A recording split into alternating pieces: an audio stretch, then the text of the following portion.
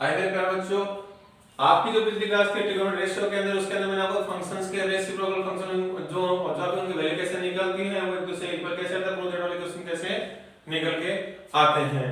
ऐसे क्वेश्चन के आधार पर फिर मैंने आपको कल बताया था कि जो फॉर्मूलेज हैं उनका फॉर्मूलास को मैं आपको ये बताऊंगा कि इनकी वैल्यू कैसे निकल के आती है और फॉर्मूला कैसे जनरेट होता है, उसके ऊपर हम काम करेंगे। जो कल वाली जो क्लास थी उसमें क्या था हमारे पास है ट्रिगोनोमेट्री की रेशियो, इसको हिंदी में क्या कहता त्रिकोणमितीय अनुपात, यानी फलनों का अनुपात निकलता अपने को। तो पहला जो फॉर्मूला था वो क्या है अपने पास में कि sin square theta plus cos square theta की वैल्यू कितनी होती है 1 होती है।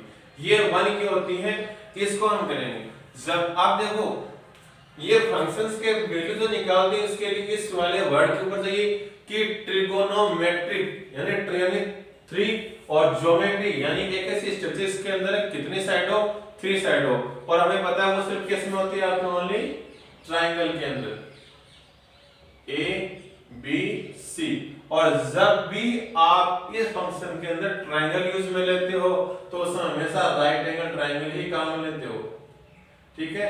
ये होता है आपका कर्ण, इसको इंग्लिश में बोलते हैं हाइपोटेन्यूस, और ये होता है बेस यानी आधार जिसको बोलोगे, और ये होता है लंब परपेंडिकुलर। अब देखो यहाँ जो आने वाला एंगल होगा वो एंगल हमेशा क्या होता है एक्यूट एंगल होता है, इसको थीटा बोलते हैं। क्या होता है एक्यूट एंगल, हिंदी में कहते हैं उसको न्यून कोण। क्या होता है उसको न्यून कोण। यहाँ फंक्शन के साथ में जो भी एंगल आएगा वो हमेशा क्या आएगा न्यून कोण। अगर आपसे यहाँ पर कोई फंक्शन का जो एंगल का नाम दिया अल्फा और आपसे कहें कि sin square alpha plus cos square alpha की वैल्यू 1 होती है, तो उस टाइम पर में अपने पास में उस वाले फॉर्मूले के लिए ये वाला ट्रायंगल काम में नहीं आएगा। लेकिन यहाँ पर थीटा दे रखा है और थीटा हमेशा उस फंक्शन के साथ न्यून कोण एक्यूट एंगल ही ये आता है, इसका मतलब यहाँ पर थीटा क्या है न्यून कोण यानी एक्यूट एंगल ही है। इसका मतलब ये वाला ट्रायंगल इस वाले फॉर्मूले के लिए सफिशिएंट है। अब यहाँ से देखिए अगर आपको वैल्यू निकालनी है किसकी sin थीटा की, तो sin क्या बताया मैंने लाल बटा का कैसे निकाल लीजिए। क्या होता है लंब बटा कर्ण, लंब क्या है AB और कर्ण क्या है मेरे पास में AC। ऐसे ही cos थीटा की वैल्यू निकालनी है, cos क्या होता है आधार बटा कर्ण होता है नहीं होता है, आधार क्या है मेरे पास यहाँ से BC अपॉन कर्ण क्या है मेरे पास में AC। है या नहीं है।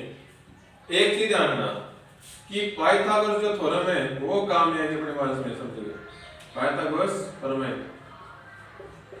इसमें क्या होता है कि जो सबसे बड़ी साइड होती है, जो सबसे बड़ी भुजा होती है उसका स्क्वायर होता है उन दोनों छोटी वाली साइड के स्क्वायर के इक्वल, है या नहीं। अब यहां से देखिए कि अब जो sin और cos के लिए निकाली है हमने,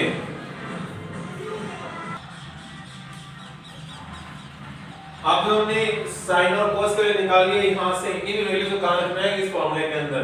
तो sin क्या निकाला हमने AB अपॉन AC और इसमें से क्या हो रहा है cos स्क्वायर प्लस ऐसे ही cos की वैल्यू क्या आ गई BC अपॉन AC। तो यहाँ से क्या बन जाएगा BC अपॉन AC का होल स्क्वायर। मैं यहाँ से इसकी LHS यानी लेफ्ट हैंड साइड लेके चल रहा हूँ और मुझे राइट हैंड हटानी है, इसकी वैल्यू क्या आती है 1 निकल के आएगी। तो यहाँ से क्या बनेगा AB का स्क्वायर अपॉन AC का स्क्वायर प्लस BC का स्क्वायर अपॉन AC का स्क्वायर। इन दोनों में एलसीएम क्या आ रहा है AC का स्क्वायर इसका सेम है तो एक बार ले लीजिए AC का स्क्वायर। तो जब भी कभी एलसीएम निकालते हो तो इसके लिए देखना एक चीज, जिस भी फ्रैक्शन को लेते हो उसमें एलसीएम के अंदर जिस फ्रैक्शन को सोल्व करना होता है उस फ्रैक्शन का डिनोमिनेटर, ठीक है, और फिर जो वैल्यू आएगी यानी डिवाइड करने के बाद में उसको उस फ्रैक्शन के न्यूमरेटर से मल्टीप्लाई कर दीजिए। तो जो वैल्यू निकल के आ जाएगी वो अपने पास में फर्स्ट वैल्यू निकल जाएगी। तो AC का स्क्वायर डिवाइड हो जाएगा, वैल्यू कितनी आएगी 1, उस 1 को न्यूमरेटर क्या अपने पास है AB का स्क्वायर उससे मल्टीप्लाई कर दीजिए प्लस ऐसा इसमें हो जाएगा BC का स्क्वायर। एक रूल और ये कहते हैं कि जब बहुत सारे फ्रैक्शन होते हैं उन फ्रैक्शन का अगर वाला डिनोमिनेटर सेम होता है तो वो रख देते हैं और ऊपर वाली वैल्यू को प्लस कर देते हैं। तो AB का स्क्वायर प्लस BC का स्क्वायर अपने पास में निकल के आ जाएगा। अब देखो यहाँ चलिए AB का स्क्वायर प्लस BC का स्क्वायर क्या निकल के आ रहा है समीकरण 1 से AC का स्क्वायर, इसका मतलब मैं यहाँ क्या रख दूंगा AC का स्क्वायर अपॉन AC का स्क्वायर, वैल्यू कितनी आ गई 1। सेम नंबर को सेम नंबर से डिवाइड वैल्यू 1 आती है, लेकिन 0.2 से डिवाइड कर वैल्यू 1 नहीं आएगी। पिछले वाली क्लास में मैंने आपको बताया था। तो sin square theta plus cos theta की वैल्यू आती है 1, वो कैसे आई वो हमने आज देख लिया। अब हमारे पास में नेक्स्ट जो दो फॉर्मूले और हैं उनके बारे में हम देखेंगे कि इनकी वैल्यू कैसे निकल के आई। इतना उतार लीजिए।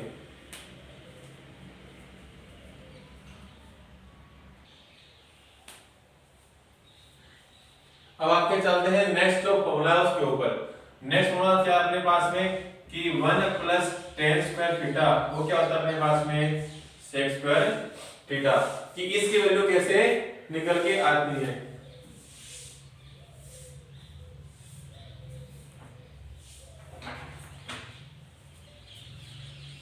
तो इसको देखने के लिए देखो वही अपने पास ट्रायंगल काम में आ जाएगा, क्योंकि यहाँ पर थीटा लेकर चला हूं मैं, और थीटा क्या होता है एक्यूटेंगल है न्यून कोण, और वो अपने पास में यहाँ पर दे रखे हैं।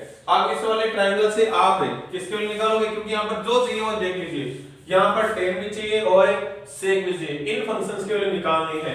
तो tan थीटा की बात करूं तो tan थीटा क्या आ जाएगा लंब बटा का से चेक कर लीजिए फिर से क्या होता है लंब बटा आधार, लंब कितने हैं AB अपॉन आधार कितने हैं BC। ऐसे ही sec का जो प्लान उसकी वैल्यू निकाल लीजिए, sec क्या होता है sin cos tan cot sec, यानी उल्टा कर्ण बटा आधार, कर्ण कितना है AC बटे आधार कितना है BC। ठीक, अब इन tan और sec जो फंक्शन है उसकी वैल्यू कहां लोगे इस वाले फॉर्मूले के अंदर। तो पहले मैं लेफ्ट हैंड साइड लेके चलूंगा कि मेरे पास राइट हैंड साइड जो है sec की वैल्यू निकल के आती है तो उसका स्क्वायर निकल के आता है या फिर नहीं निकल के आता है। तो 1 प्लस tan कितना मेरे पास में AB अपॉन BC इसका होल स्क्वायर, तो क्या निकलेगा 1 प्लस AB का होल स्क्वायर अपॉन BC का होल स्क्वायर। ऐसे तो क्या बनेगा BC का होल स्क्वायर, तो क्या रह गया BC का होल स्क्वायर प्लस AB का होल स्क्वायर। अगर कोई भी नंबर फ्रैक्शन फॉर्म में नहीं होता है, जैसे ये नंबर आपका क्या है फ्रैक्शन फॉर्म में नहीं है ना, तो जो नंबर फ्रैक्शन फॉर्म में नहीं होता है तो क्या करते हैं जब उसका एलसीएम लेके सोल्व करते हैं तो वो एलसीएम उस नंबर से मल्टीप्लाई हो जाता है। तो BC का स्क्वायर 1 से मल्टीप्लाई करो तो वैल्यू क्या आएगी BC का स्क्वायर। 1 को किसी भी नंबर से मल्टीप्लाई करो वैल्यू हमेशा वही आती है, लेकिन 0 किसी भी नंबर से मल्टीप्लाई करो हमेशा उस नंबर को 0 बना देता है। तो यहां से वैल्यू क्या बन जाएगी BC का स्क्वायर प्लस AB का स्क्वायर अपॉन BC का स्क्वायर। यहां इक्वेशन 1 के अंदर देखिए कि BC का स्क्वायर प्लस AB का स्क्वायर बोलो चाहिए AB का स्क्वायर प्लस BC का स्क्वायर बोलो, वैल्यू कितनी आ रही है AC का स्क्वायर। इसका मतलब मैं यहां पर क्या रख सकता हूं AC का स्क्वायर अपॉन BC का स्क्वायर, किससे पाइथागोरस प्रमेय।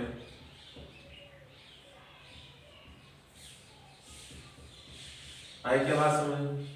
अब यहां से इसको मैं AC अपॉन BC का होल स्क्वायर भी कर सकता हूं, क्यों क्योंकि मुझे पता है कि A अपॉन B का जब होल स्क्वायर होता है तो उसको मैं A square upon B square भी लिख सकता हूं, दोनों क्या होते हैं इक्वल ही होते हैं। इसका मतलब A square upon B square जब इस फॉर्म में आता है तो इस फॉर्म से मैं इस फॉर्म के अंदर इसको लिख सकता हूं, तो A अपॉन B का होल स्क्वायर निकल के आ जाएगा। तो यहां से AC अपॉन BC का होल स्क्वायर। अब देखो sec के मेरे पास है AC अपॉन BC है या नहीं है, इसका मतलब इस फंक्शन का वैल्यू का नाम है sec थीटा, तो sec थीटा का होल स्क्वायर वैल्यू कितनी निकल आएगी sec स्क्वायर थीटा।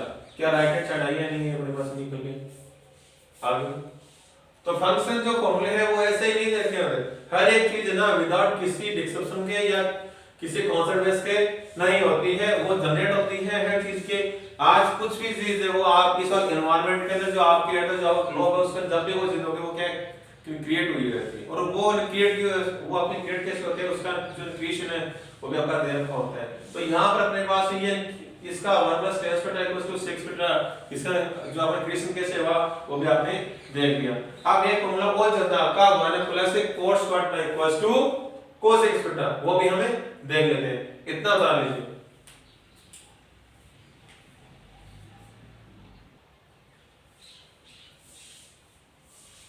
आइए मेरे प्यारे दोस्तों, हमने दो चीजें पढ़ ली, दो जो फॉर्मूला था उसके बारे में हमने पढ़ लिया कि उनका क्रिएशन कैसे हुआ। अभी हमारा थर्ड जो फॉर्मूला होगा उसके बारे में पढ़ते हैं। वो थर्ड फॉर्मूला क्या है कि 1 plus cot square theta equals to cos square theta, और ये फॉर्मूला कैसे जनरेट हुआ हम ये भी अभी पढ़ेंगे। अब देखो यहाँ से इस वाले ट्रिग्नोमेट्री जो आपका ट्रायंगल है इसके अंदर चलिए कि यहाँ पर जो देखो इस फंक्शन में थीटा दे रखा है नहीं दे रखा, इसका मतलब है ये जो ट्रायंगल है उसमें थीटा एक्यूट एंगल है या नहीं है, न्यूटन कोण, इसका मतलब ये वाला ट्रायंगल इसके अंदर है, काम में आ जाएगा।